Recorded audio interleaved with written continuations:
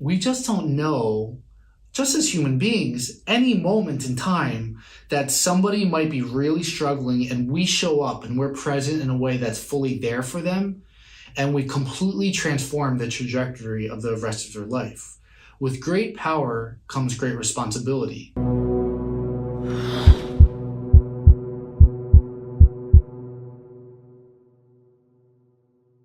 Welcome to episode 2 of the Dr. Chris Stepien Show, where it is my mission to help people who are suffering, and the doctors and therapists and healers who choose to do something about their suffering. Today I want to talk to you about a couple things that happened that dramatically shifted my perspective when it comes to healing. Healing pain typically isn't life or death, whether it's physical pain or usually not emotional pain, but in this case, it was life or death.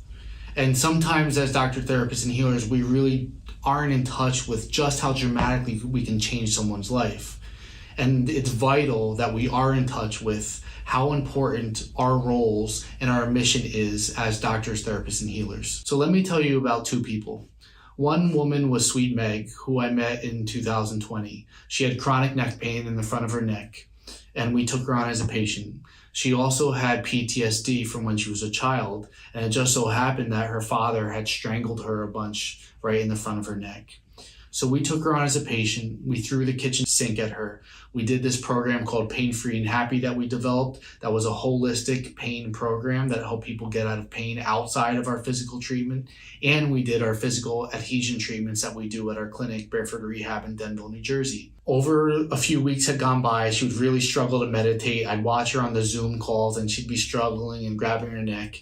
And a few weeks would go by and then she could sit still and she could sit calm, and I'd watch her and she was actually there and she would smile a little bit. And she got really excited. She said that her pain was starting to lessen. Things were starting to look brighter. She'd spend time outside and she could enjoy nature. She could enjoy her husband. She was a singer. She could sing more. She had a beautiful voice. She's a professional singer. Long story short, in the end, I couldn't beat her pain. We'd actually done an MDMA session together. It's funny, I've done 2 episodes of the Dr. Chris Show, and both times I talked about MDMA. Psychedelics have significantly changed my life, and so I've tried to help other individuals who have needed help this way too. She had no pain for 2 days after the MDMA session, but it wasn't enough to get at the root of her trauma. Her pain came back. We discharged her from care. I was actually really tight for money, so we refunded her all of the money that she had paid us. We had kept in touch over text message, and 2022 comes and I look on Facebook and her husband had written that Sweet Meg had committed suicide because the pain was so bad.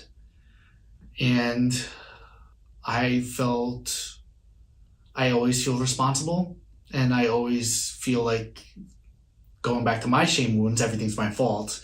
But on the light side of that shadow element of my mind, everything is my responsibility. Like Peter Parker's Uncle Ben said, with great power comes great responsibility. And being a doctor, therapist, and healer, I believe that we have great power in order to change people's lives. And I felt like I had let Sweet Meg down. My friend Brian Rice, my best friend in college, we lived together. He was the best lineman on our football team. I was a middle linebacker. We used to butt heads all the time. We used to get drunk together. We used to play video games together. At 3 o'clock in the morning, he would be blackout drunk, punching holes in the walls, crying about how his mother and father had passed away when he was 14 years old. We stayed very close throughout the years. He'd be struggling here or there with things, usually financially, trying to get things going for himself. I was telling him how much mushrooms were helping me, another psychedelic. And I was trying to get him to come and do magic mushrooms for me. Mushrooms are currently a breakthrough therapy for depression. He was like, yeah, I want to come do that with you. Before I know it, this was 2019. Our other roommate, T, calls me and says, he's gone, Steppy. That's what they called me in college, Steppy. I was like, what are you talking about? Rice, he's gone. He shot himself. He committed suicide. This was my best friend in college. Somebody who I played football with, who was a brother to me. We were in the same fraternity. And I knew something was wrong. I could have driven to go and pick him up, see how he's doing, to bring him back with me, shove mushrooms down his mouth. Don't ever do that. It's a horrible idea. But I could have done more to support his healing. He was getting lost with cocaine had lost tons of money, and before I knew it, he's gone.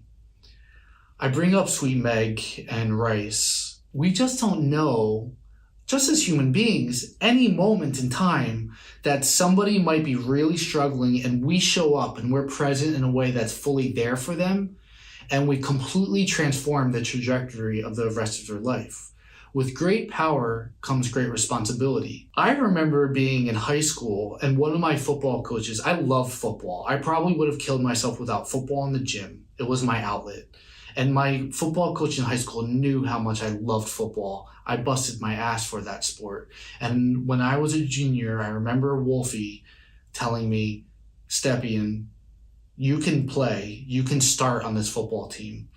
And that belief meant so much to me because my senior year in high school, I actually started and we won the state championship at West Essex when I lived in Fairfield, New Jersey. I live and depend on and lean on the strength and the discipline and the belief that I developed when Wolfie told me that he believed I could play football when I started, and I actually held my own space. And then in college, my football coach moved me from safety to middle linebacker and said, I believe that you can start at this position. Those two football coaches, Coach Thompson in college and Coach Wolfie in high school, completely changed the rest of my life by showing me that I was stronger than I thought I was and putting me on a path where I believed that I could show up, that I deserved to play football, that I deserved to actually be good and to carry my own space and to help us win football games. That belief went such a long way. And I believe that those two football coaches were healers in my life by telling me that they believed in me. We as doctors, therapists, and healers have friends and family, and we also have patients. We have people that are coming to us. Maybe sometimes it's just a little bit of pain or a little bit of disease or a little bit of stress or depression, but we have no idea how our presence with them may completely shift the trajectory of their life. We have no idea how just being there by looking them in the eye, by seeing them, by hearing them, by feeling them, by giving them a hug if we feel comfortable doing that, how that might allow them to live gracefully and beautifully, dying in old age with loving people around them, or how if we're not fully present or we're not doing all we can to help them, how that might cause them to not be here anymore. Whether it's through suicide or whether it's through not healing their pain and then committing suicide, or whether it's addiction or anxiety or depression or disease, cancer, whatever it is. The lesson here is that people are suffering.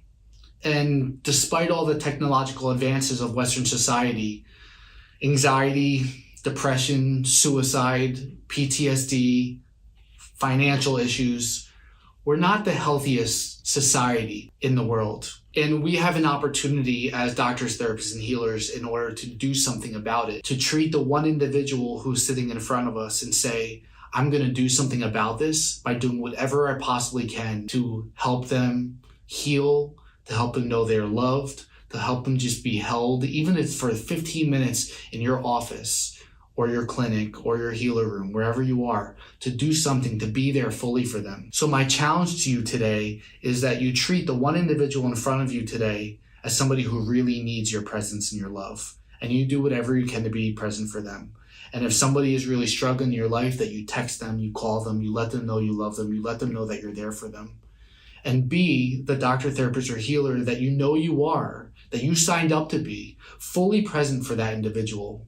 And then also subscribe to this YouTube show or this podcast so that we can talk more about how we're going to help people heal, how we're going to help people be saved from their suffering and their struggle, because you've struggled and you've suffered, and you might be able to remember how much you wish that someone was there for you, and you get to show up for yourself by being present for another individual. I love you so much. I'm here if you need anything, and I will do whatever I possibly can to help you suffer less.